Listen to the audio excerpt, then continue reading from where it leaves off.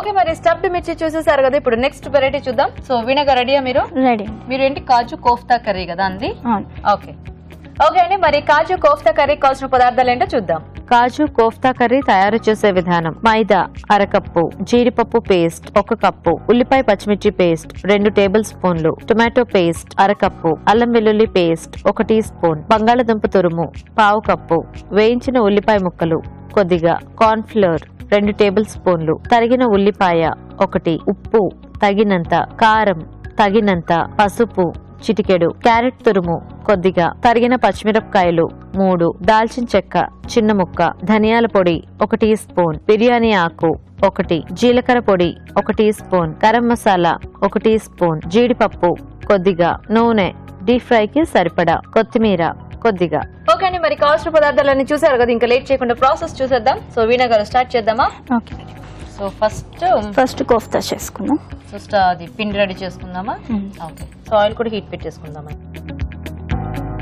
ఆలు తురుము వేసుకోవాలి. బంగాళదుంప తురుము ఒక 2 స్పూన్స్, మైదా 4 స్పూన్స్ వేసుకోవాలి,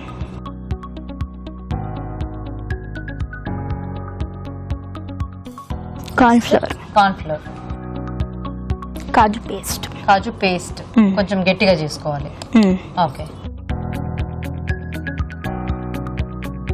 కొంచెం అల్లం పేస్ట్, అల్లం వెల్లుల్లి,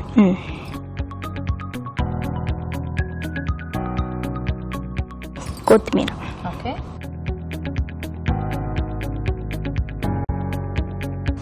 ధనియా పౌడర్,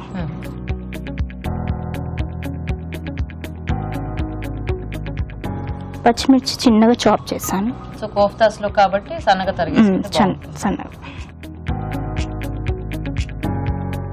క్యారెట్ తురుము. ఓకే. సో ఇప్పుడే అనబోతున్నాయి ఇంకా దీంట్లో ఆలు తప్పితే ఇంకేమి లేదా వెజిటబుల్ అని. ఓకే. సో క్యారెట్ తర్వాత సన్నగా చాప్ చేసిన ఆనియన్స్, కారం వేసుకోవాలి. ఓకే. And salt. మీరు ఎంతమంది తోడుకోవడం? ఐ మీన్ ఒక్కళ్ళు ఇద్దరేనా? మేము ప్రస్తుతానికి ఇద్దరమే. ఇంకా ఉన్నారా? ఇంకొక ఆయన ఉన్నాడు. మొత్తం ముగ్గురా మీ హస్బెండ్ వాళ్ళు? ముగ్గురు. Okay okay. సో మీరు మధ్యలో అనమాట, waiting for last one. Okay. మీరందరూ కలిసి ఉంటారండి? మేము కలిసి ఉంటాం, జాయింట్ ఫ్యామిలీ. ధనియాల పొడి ఇందాక వేసింది, జీరా పొడి. ఓకే. దీంట్లో వాటర్ అవసరం ఉండదు, దీంట్లోనే కలిసిపోతుంది. ఇంకా ఆ పేస్ట్ తో కలిసిపోతుంది. పేస్ట్ అండ్ ఆలు కూడా ఉంది కదా. ఓకే. సో రెడీ అండి పిండి? రెడీ అండి. కొంచెం చేతికి అంటుకోకుండా ఆయిల్ పెట్టుకొని బాల్స్. సో బాల్స్ చేసినట్టు ఇందులో వేసేస్తున్నాను నేను. Okay. Okay.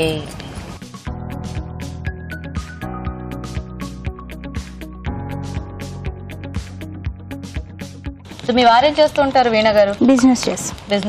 Joint business. Joint business. Okay okay. పేరేంటి? మా హస్బెండ్ పేరు వినోద్ కుమార్. సరిపోతాయా?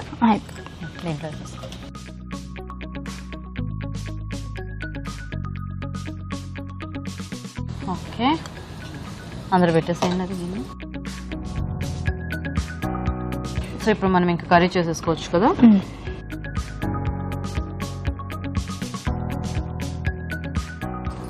సరిపడా ఆయిల్ వేసుకుందాం. ఓకే. ఫస్ట్ జీడిపప్పు ఫ్రై చేసుకుందాం. ఓకే.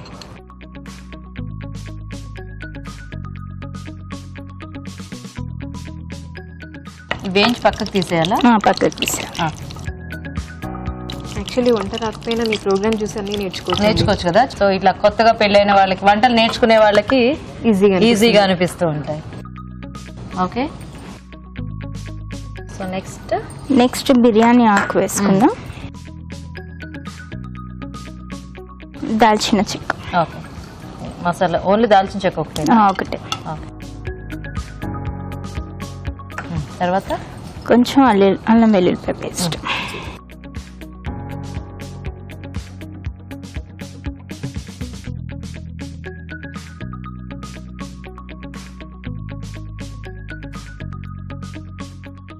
ఇది ఆనియన్ పచ్చిమిర్చి కలిపి చేసిన పేస్ట్. ఓకే, మీ ఇంట్లో బాగా స్పైసీగా తింటారండి? స్పైసీ. నెక్స్ట్ కాజు పేస్ట్, కొంచెం వాటర్.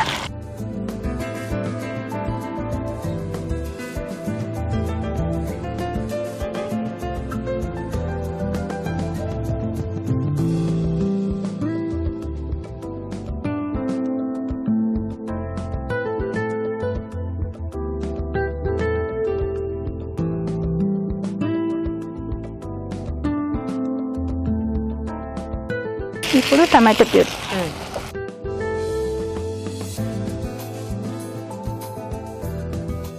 దీంట్లో సాల్ట్ వేసి సరిపడ. ఆల్రెడీ కోఫ్తాస్లో వేసుకున్నాం కాబట్టి కొంచెం.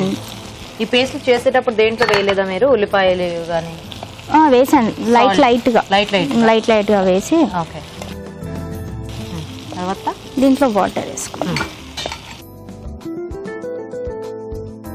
తర్వాత కొంచెం కారం.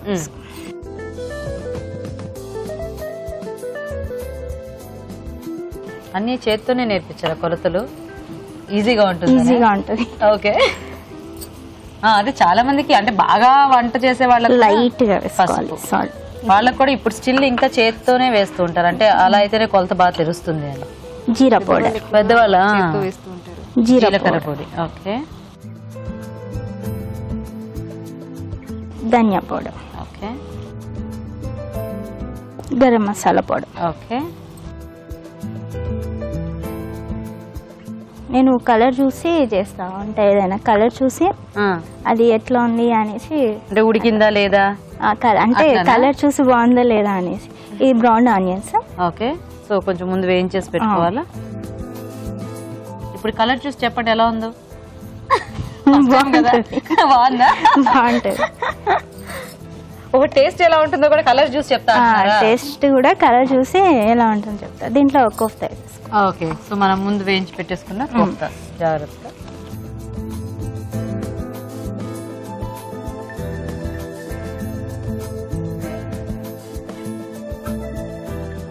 సో కొంచెం ఆ కోఫ్తాస్ ఆ గ్రేవీ అంతా పట్టేస్తే మనకి రెడీ కదా. కొంచెం మూత పెట్టేసి కొంచెం కలిపేసి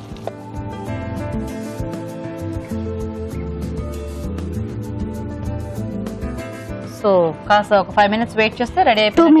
2 minutes. చూద్దామండి. ఇది రెడీ అయిపోయిందండి. రెడీ అయిపోయింది. బౌల్లో తీసుకో.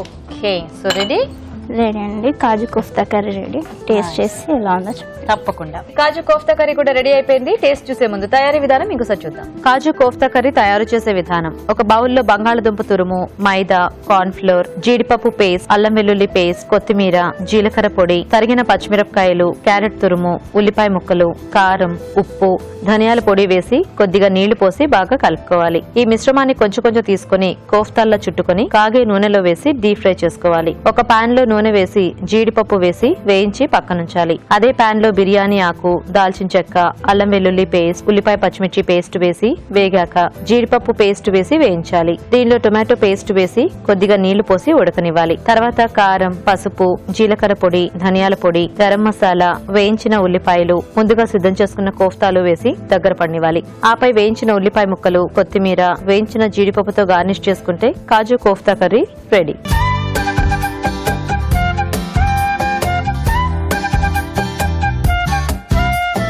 వేడివేడిగా కాజు కోఫ్తా కర్రీ కూడా రెడీ అయిపోయింది. ఇంకా లేట్ చేయకుండా టేస్ట్ చూసేస్తాము. సో రాజు గారు, కాజు కోఫ్తా కర్రీ.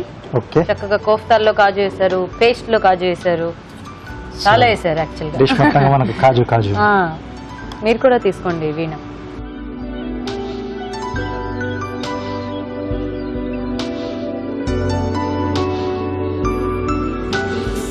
సో ఫస్ట్ చేసింది కొంచెం సైడ్ డిష్ గా బాగుంది. సో ఇది మెయిన్ డిష్ లా తీసుకోవచ్చు. రోటీస్ తో కానీ లేదా పలావ్ లాంటి వాటికి బాగుంటుంది. అంటే కోఫ్తా కర్రీ జనరల్ గా మనం వాటితోనే కాంబినేషన్ తీసుకుంటూ ఉంటాం. సో ఇక్కడ కాజు ఎక్కువ క్వాంటిటీలో, అంటే కోఫ్తాలో అలాగే గ్రేవీలో బాగా వచ్చింది. మీకు బంగాళదుంప అది తురిమింది కాకుండా పచ్చిది కాకుండా కొంచెం ఉడికిచ్చింది వాడుకుంటే ఇంకొంచెం సాఫ్ట్ గా వస్తుంది మనకి. కోఫ్తా కొంచెం సాఫ్ట్ గా ఉంటే కొంచెం బాగుంటుంది. ఎనీహౌ బాగున్నాయి, 2 డిష్లు కూడా బాగున్నాయి. సో కొంచెం బెటర్ గా కోఫ్తా కర్రీ. ఓకే, సో అయితే వీణా గారు విన్నర్ అనమాట. కంగ్రాచులేషన్స్. సో వీణా గారు కంగ్రాచులేషన్స్, మీకు ఈటీవీ అభిరుచి నుంచి కళంజలి వాళ్ళ గిఫ్ట్ వచ్చే. Thank you. వెల్కమ్. ప్రతిభ గారు మీకు కూడా ఈటీవీ అభిరుచి నుంచి గిఫ్ట్ అండి. థ్యాంక్స్ సో మచ్, మీ ఇద్దరికి కూడా చక్కగా వచ్చి పార్టిసిపేట్ చేసినందుకు థ్యాంక్ యూ. మీరు కూడా మీ చేతి వంటి సెగ్మెంట్ లో పార్టిసిపేట్ చేయాలనుకుంటున్నారా? అయితే లేట్ చేయకుండా వెంటనే మాకు SMS చేసేయండి. SMS డీటెయిల్స్ ABR అని టైప్ చేసి స్పేస్ ఇచ్చి మీ పేరు చిరునామా టైప్ చేసి 56263579 కి SMS చేయండి. ఇప్పుడు ఒక చిట్కా.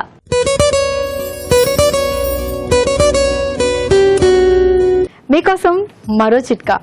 ఎసిడిటీ అంటే కడుపుబ్బరం, పుల్లటి తేన్పులు రావడం, గ్యాస్ ట్రబుల్ ఇలాంటి సమస్యలతో బాధపడేవారు ప్రతిరోజు భోంచేసిన తర్వాత 1-2 లవంగాల్ని చప్పరిస్తూ ఉండాలి.